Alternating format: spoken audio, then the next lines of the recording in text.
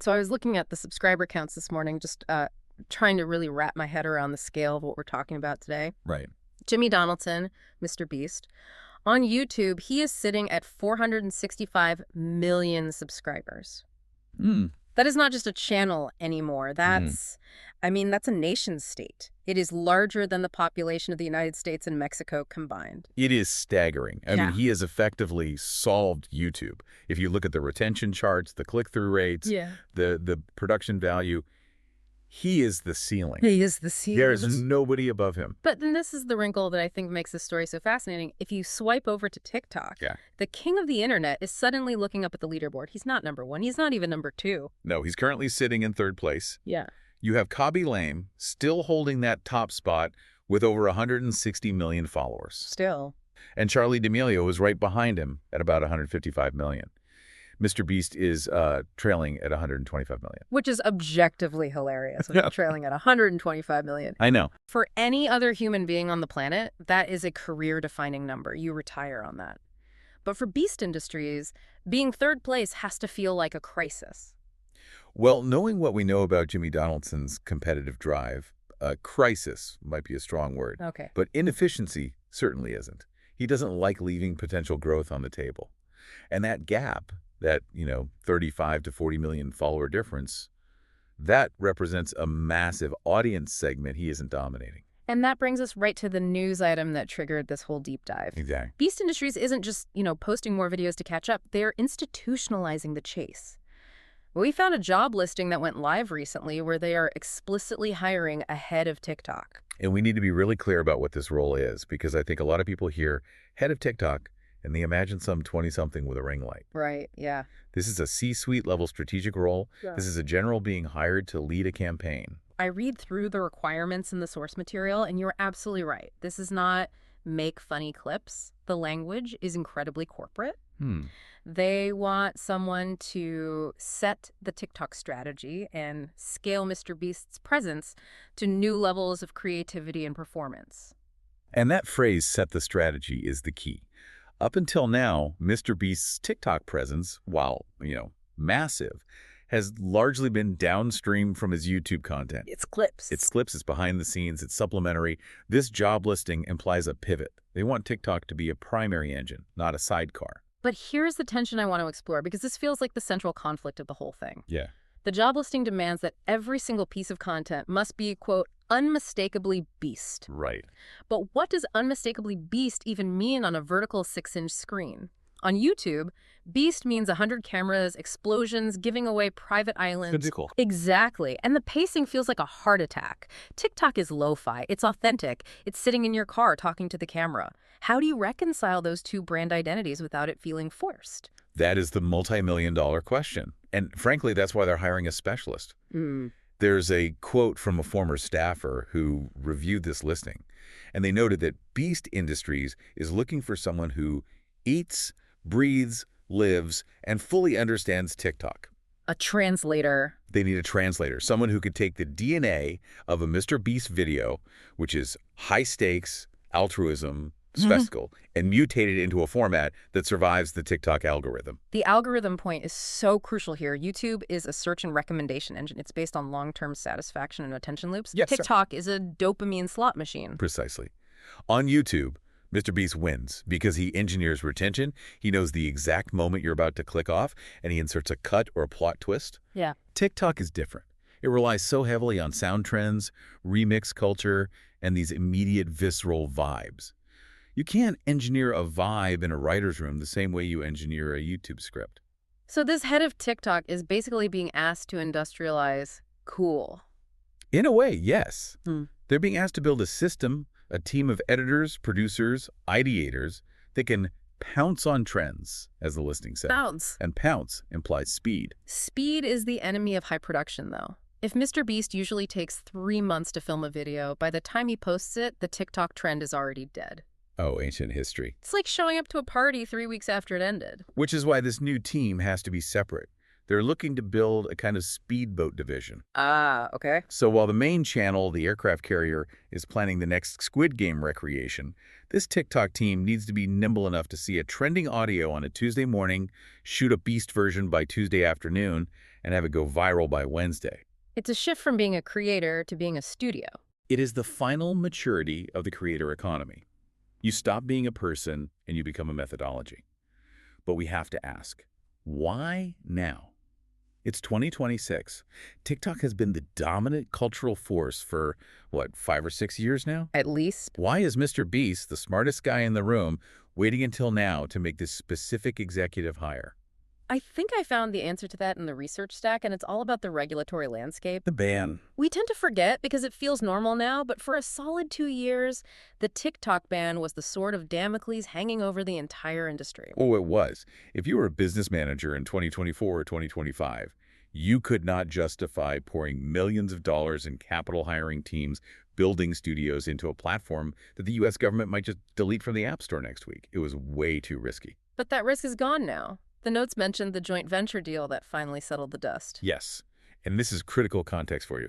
The ban was averted because TikTok's parent company finally agreed to a very strict joint venture structure. So what does that mean exactly? It essentially silos all U.S. data and operations under a U.S. domiciled entity with board oversight. It's kind of like what they tried with Project Texas years ago, but this time it actually stuck. So the JV deal basically provided the all-clear signal. Exactly. It created regulatory stability.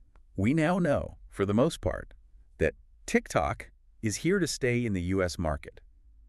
The user base has stabilized at around 200 million Americans. 200 million? That is a massive, permanent market. 200 million? That's the majority of the consumer base in the country. Right. So now, if you're Beast Industries, the whole calculus changes. It goes from why waste money on a risky app to why aren't we dominating this stable media channel? The ice is finally thick enough to drive the truck out. And when you say drive the truck out, we aren't just talking about video views. No. We're talking about the other side of the Beast business, the chocolate. Feastables. Oh, This is where I want to push back a little on the numbers in our research because they seem, well, odd. We know Feastables is a juggernaut. It's in every Walmart, every 7-Eleven. right. But the report says that on TikTok Shop specifically, they have only sold about 11,000 products to date. It does sound low, doesn't it? 11,000? For a guy with 500 million fans. That sounds like a rounding error. Is that a failure of the platform, or is that just them dipping a toe in? It is likely a soft launch or a test balloon. But I think you're hitting on the real reason for this head of TikTok hire. It's not just about vanity metrics. It's about commerce. It is about fixing that funnel. Because the funnel on YouTube is terrible for selling chocolate bars. It is so high friction. I mean, think about the user journey on YouTube. You're watching a 15-minute video on your TV or your laptop. Jimmy says, go buy Feastables.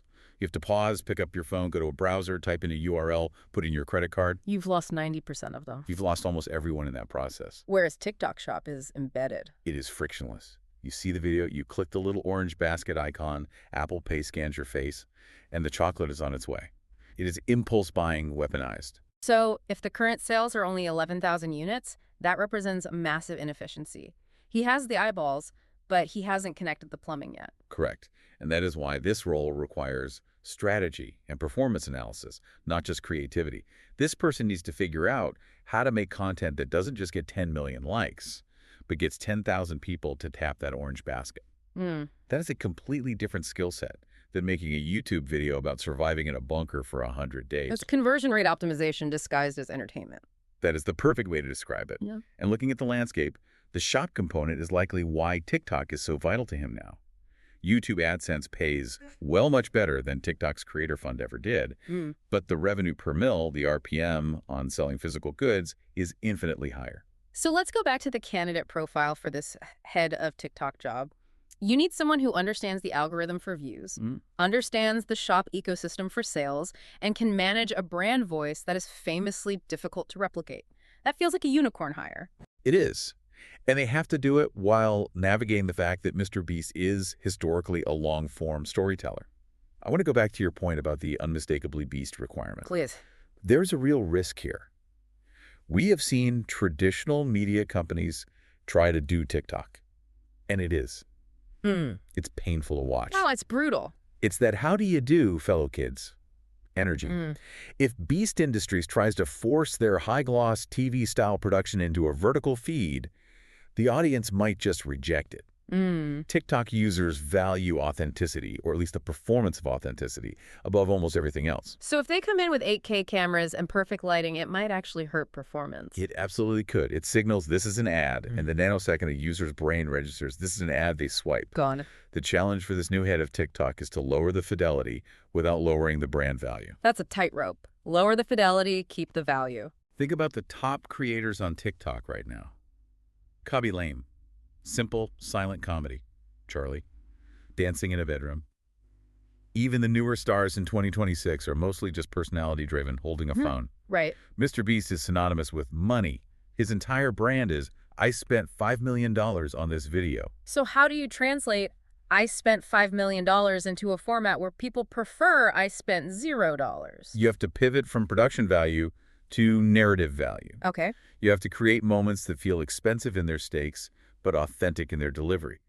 Maybe instead of a highly produced game show, it's Jimmy walking up to a random person on the street and handing them the keys to a house, filmed on an iPhone. Which he does, but usually it's surrounded by 20 different camera angles and drone shots. Exactly. So strip away the drones, strip away the color grading, keep the generosity, keep the shock value, but present it through the lens of a bystander. That might be the strategy. It's democratizing the spectacle. And that is what this new hire has to figure out. They are essentially the architect of MrBeast 2.0. Let's zoom out to the competitive aspect. You mentioned Cobby Lame is #1, Charlie is #2. Do you think Jimmy actually cares about the ranking?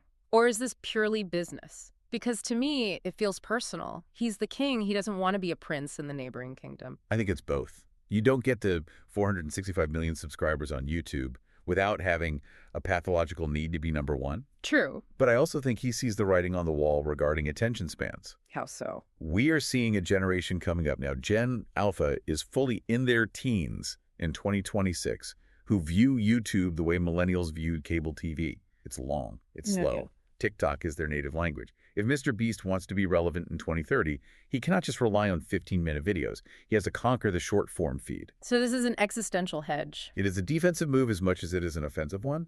By hiring a head of TikTok and building a dedicated team, he is ensuring that Beast Industries doesn't age out with its audience. He's planting a flag where the next generation lives. And doing it with the backing of that stable regulatory environment we talked about, it really is the perfect storm of timing.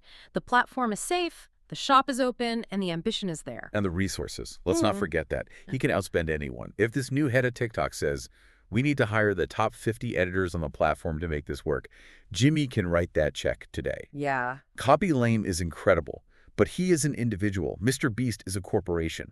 That's a scary thought for every other creator on the app. The corporation is coming. In a way, yes. We have seen this cycle before in every media format. Blogs gave way to publishers. YouTube vloggers gave way to production companies.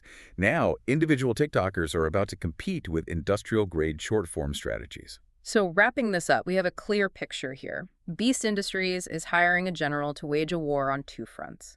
The content front, to close that 35 million follower gap and take the #1 spot. And the commerce front, to turn views into chocolate sales via TikTok Shop. Strategy, scale, sales. That is the triad. And the person they hire has to solve the Beast paradox.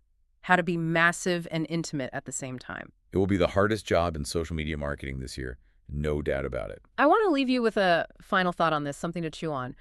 We've talked a lot about the mechanics of this move, but there is a bigger cultural implication here. What are you thinking? If MrBeast pulls this off, if he hires this team, systematizes the viral moment, and uses brute force strategy to become #1 on TikTok, does that mark the official end of the Wild West era of short-form video?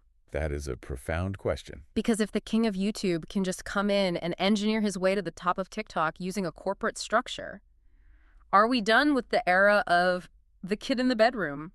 Are we entering the era where even the 15-second clip is dominated by studios? If he succeeds, it proves that scale eventually wins everywhere. Wow. Even in the land of the authentic. We'll be watching the leaderboard. Thanks for diving deep with us. Always a pleasure.